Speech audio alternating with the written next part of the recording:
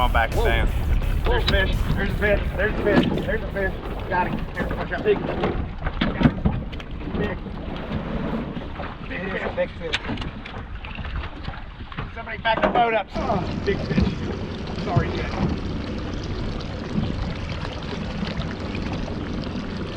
Be on this side. Exactly.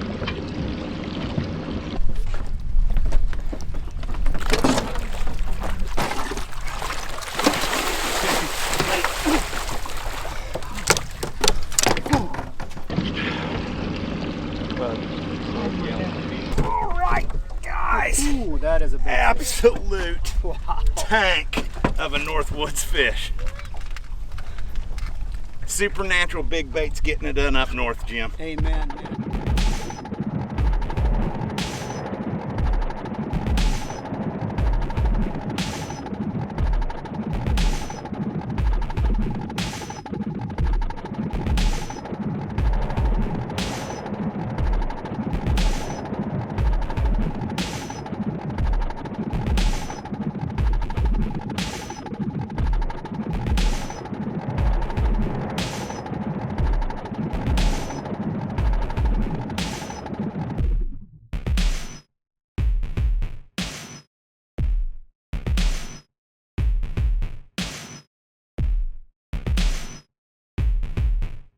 All right, guys, you just saw me, Jay, and Jim put a really big muskie in the boat on a supernatural headlock. But more so than anything, it's time to talk trolling. That was a big fish we pulled in the North Woods on a tough bite. And you know, a lot of people say there's not a lot of big fish left up here. There's plenty if you're willing to do the work. So what I want to do is sort of go through all the stages of trolling, from the rod and reel setup to the right leaders to running planer boards, and show you some tricks out here on the water. But first, I'm just going to go through all the gear that we're going to need to really be set up for the most effective that we can be on the water. First off is a line counter reel. This is the Penn Rival. It's an excellent reel for beginning trollers to experienced trollers. It's got a great line counter system on it, a quick release here so when you're letting your baits out, and it's got plenty of gearing to haul in big monster muskies. I've paired that up with the Musky Shop Shield Rod, which is our 8-foot trolling and live bait model. So it's got some versatility here, but this rod's got a really nice backbone for pulling baits when it's in a rod holder. And when it comes to leaders, for the health and safety of the fish, I'm usually pairing them up with a 36-inch, 130-pound fluorocarbon leader from the Musky Shop. You know, it gives you a little bit of a buffer between your fish and that sharp braided line. If we're hauling at tension, he rolls up in the line, it can damage a fish. This is going to keep you in a good position, right? One thing that people ask when it comes to trolling leaders is, you know, if you need a specified leader for trolling, the one thing I'd say that's a prerequisite when it comes to a trolling setup is going to be a nice big swivel, right? This is going to keep your line from rolling. So if you're new to trolling, you'll notice that your line will roll up. If you don't have a swivel on there on your setup, your line will end up balling up, and that can lead to some big headaches, really expensive line getting ruined, or lost bait or lost fish. So we want to make sure that we have a nice swivel on there, right? So one thing that people find when I get into trolling, when I was just showing up that supernatural, people see these big baits, they go, oh my goodness, will fish hit these? Absolutely. You know, this is the 12-inch headlock, and this is a big bad dude. This is that 14-inch slammer. When you're dragging these baits, they're coming through the water with a ton of flashes, just pulling fish in and off the bottom. So don't be afraid to go big. Even on medium-sized fish, I've caught fish in the upper 30s, mid-40 range on 12-inch baits, 14-inch baits. So you're not sizing yourself out. But one thing that we're going to cover here as well, between the baits and how to apply these, will be the usage of planer boards. And first off, this is the best planer board I've ever used. This is a Blade. It's handmade in the United States. It looks funky, but it pulls these big baits at really high speeds. So I'm going to sort of work you through here how to apply these baits, where to apply them, and how to use all this equipment to put a big muskie in your net. When it comes to trolling, in a lot of situations, you're going to need a good rod holder. The brand I like to use is Phoebe. These are made in the USA, and it's a pretty unique design. All I'm going to do is take this rod, put it in here, lock it down. There's a clicker on the side if you want to use it. Right? When a fish hits, pull straight up and that rod's in your hand. So we're not losing fish by fooling around with different kind of rod holders. There's something to be said about how you set your boat up for trolling.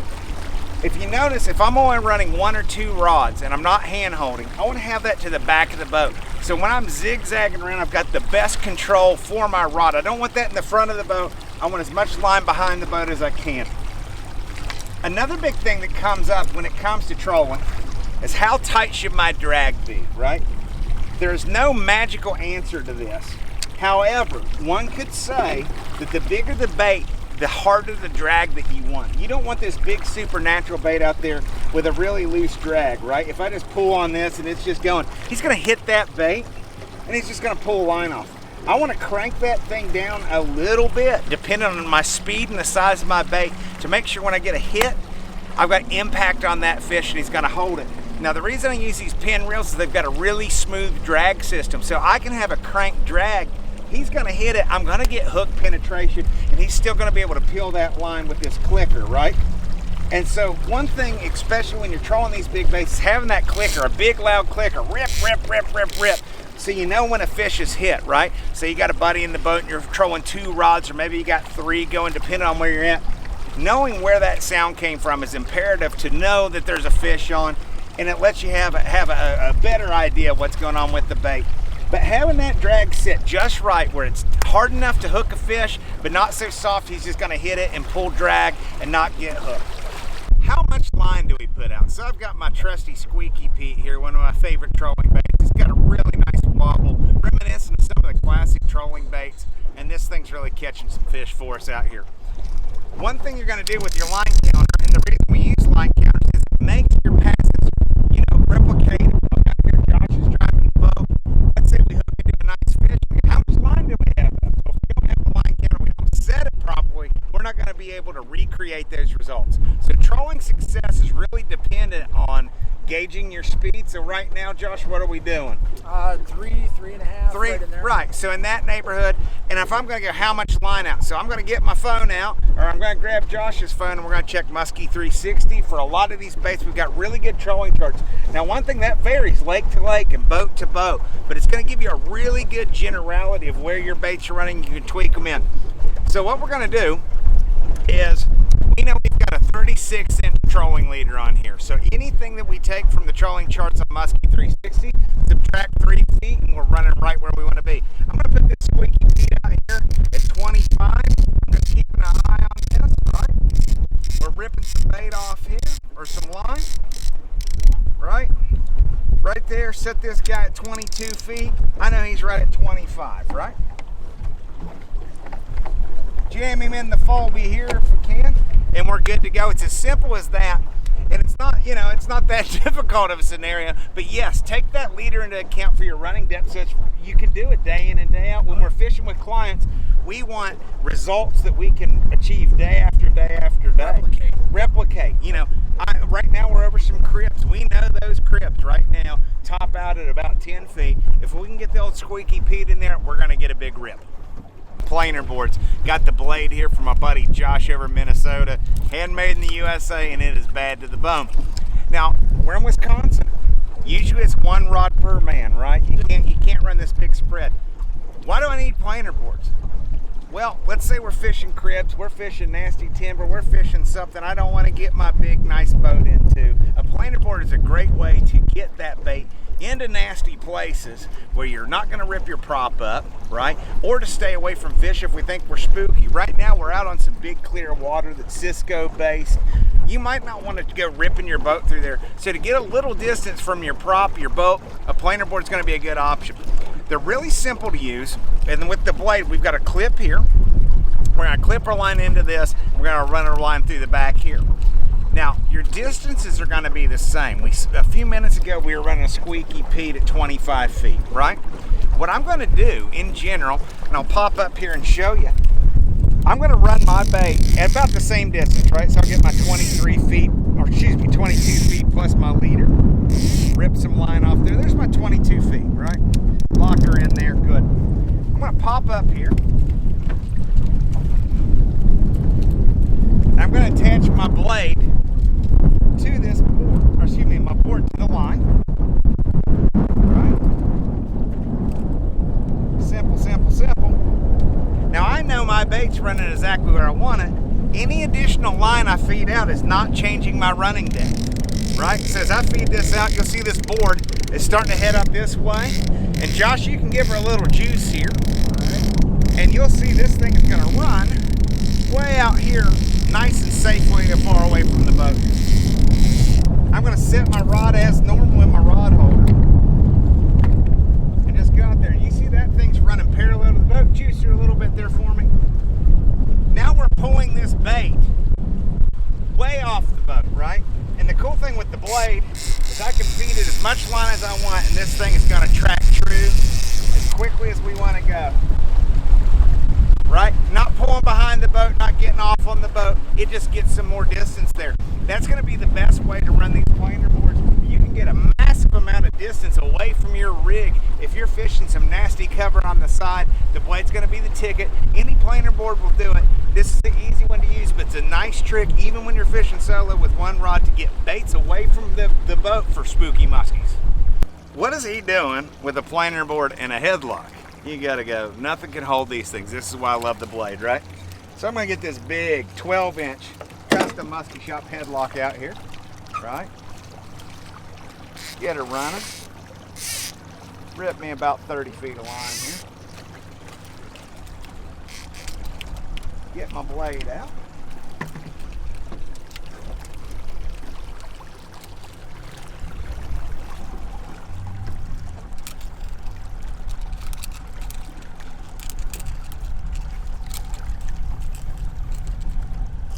And I did do a little quick double loop on the clip there.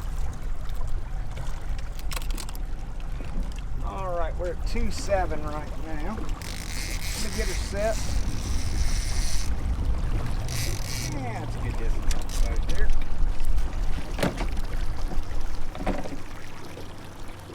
Josh, why don't we try 4.5? All right.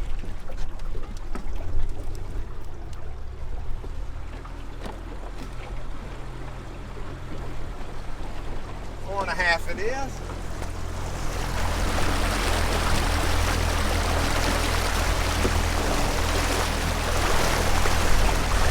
Headlock working on that bait as it's wandering, so you still got the same action.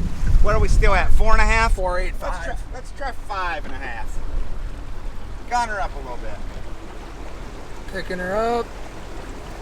5.5. Still running. And you can, like, you see the wander. So we still got the action here on the bait. Jay, show the blade.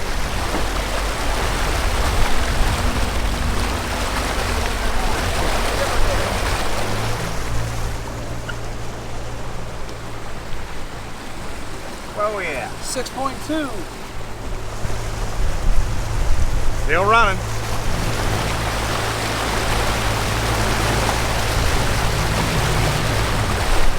I mean, you're really not going to run a planer board spread faster than that. That's why I love that planer board. I mean, that's a 12-inch bait, 6.2. If you look, it's planted right where we had it. If you're running 4.5, where these baits are meant to be, you can actually run a spread of headlocks. That's the 12. I run 10s on it. 14-inch jakes, grandmas, it doesn't matter. That planer board is magic, and you can run a big spread of headlocks, and that's definitely going to put I mean, come on. You know I'm going to say it's going to put a big muskie in your net, but that's going to put a couple big muskies in your net. All right, guys, I'm going to show you another quick tip, about planer boards, especially the blade, and what we can do here. And I like to do this all year long. Especially I don't want to really be casting a lot, or if I feel like there's fish that we need to get a fish in, is feeding planer boards in. We're running one rod right now, and I'm going to feed this into that shoreline and actually hand hold it, because I can't get my boat up in here, right? So I'm just stripping some line off. The board will catch up here. Get us even tighter there, Josh. And so I can feed this board really tight to this shoreline, so I don't have a lot of line out on that slammer, but I can get this thing in here. We've got some really thick timber and some stuff over here. Would be a great idea to cast. And so I'm actually running this board right up tight to the shoreline here. Get her all the way in. I'm hand holding this guy, but getting into places that I'm not really comfortable having the boat in there on a trolling pass. And I've just got it really tight there. I can get it pretty much all the way over here. Let a little bit more line, you'll see her pick up here. And if you see this tree right here, I'm able to feed this bait right into this tree without getting my boat into trouble. It did get eaten, but it looked good. But if you know you're in a position where you got a tough place to fish or just a really nasty shoreline, you're fishing those Canadian rocks, you're not sure if they come up real high, you can feed that board with a lot of line out there and you're gonna be able to put yourself in position for a big fish. So Josh, I'm gonna have you set this guy up. Give him about 30, 40 feet out there. Josh is gonna set this line on this big 12-inch headlock. And, you know, a headlock's a great line, or a great bait that does a lot of the work for you. But there's some things you can do to trigger some more strikes. And, you know, it really comes down to what you're doing here. I'm a console driver. We talked about in the last headlock episode that we did. Go ahead and pop her in that rod holder for me there. But you're gonna need to mix it up. You know, the baits do a lot of the work trolling. Whether it's a headlock, whether it's anything.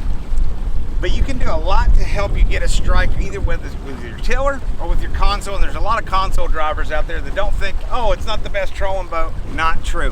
One thing you're gonna wanna do is find sort of your target speed. So when it comes to a headlock, you know, talking to Duff on the 360 podcast, he really likes 4.4 on that bait. Somewhere in those upper 3s, low 4s with a headlock, it can go all the way down to 1.5 mile an hour. So it's going to vary based on conditions and the kind of water you're fishing and the level of activity that muskies are at that day. But what we're going to do is find that target speed. So I'm locked in right now, right about 4.4. But what I'm going to be doing throughout the course of the day is I'm going to be turning this boat, which is going to change the speed, right? If I turn hard this way, the rod he just said is speeding up. If I turn into it, it's slowing down. I'm also going to throttle up and down a little bit, right? Just playing. So it's not 4.4 and we're just going 4.4 the rest of the day. I'm going to bounce around that within a few, you know, miles an hour. It might be, you know, half a mile an hour. It might be just a little bit, and you'll find that magic speed that triggers them. And once we lock in on a brake line, just make sure we're swerving. Be swerving the boat a little bit, fluttering the handle here. Don't be afraid to stop. I've caught a lot of fish where I come through, I do a turn here, and you go, he should have been there, and I just back her down for a second. That bait's floating up, and they will grab it. Mix it up. This is your rod, this is your reel. Play with it while you're dragging baits, and it's gonna put monster muskies in your net. Musky Shop TV.